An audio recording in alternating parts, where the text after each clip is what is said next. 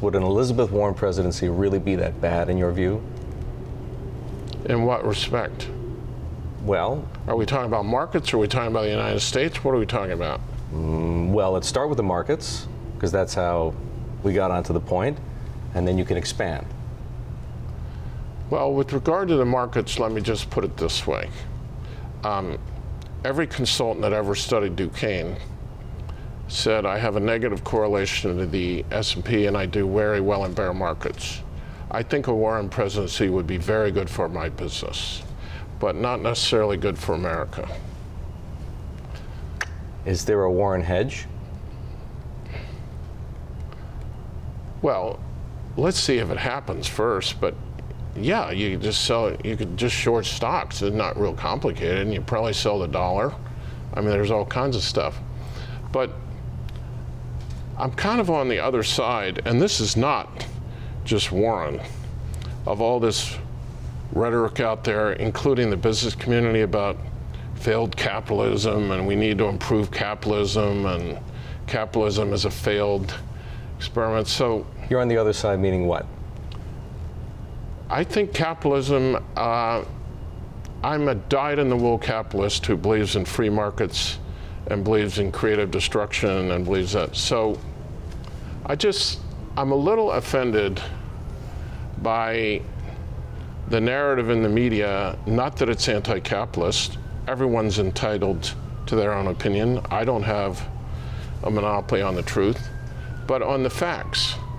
So I don't think most people are aware. Let's just take poverty in the United States. It was 26% a few decades ago. It was 16% in the financial crisis, and it's 13% now. It's at an all-time low. Is 13% poverty rate low enough? Absolutely not, and it's something we have to work on. But do you think 99% of Americans would guess too high or too low on what had happened to the change in the poverty rate the last 15 or 20 years, much less the last 5 years? Or let's look at globally.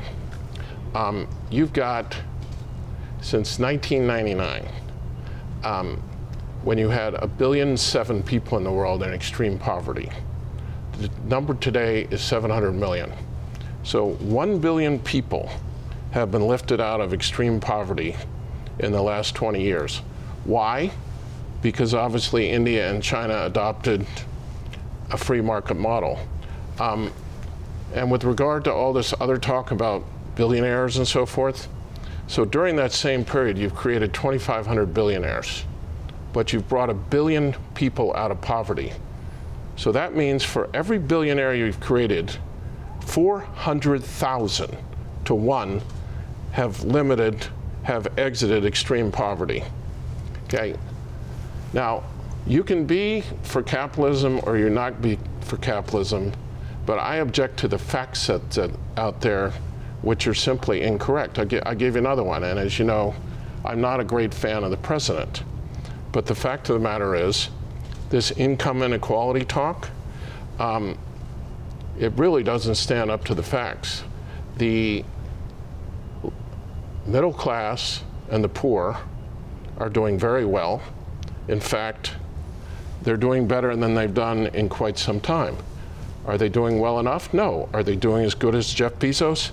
No. But on an absolute basis, they're definitely improving relative to where they were 5 or 10 years ago. And you'll probably be astonished to know that if you take income after government transfer payments and negative taxes, which I think we all agree it should be total compensation, the top quintile has had the same percentage increase as the bottom quintile. Now, I'm not going to phony facts up here for you. The 1% have done better because they all own stocks.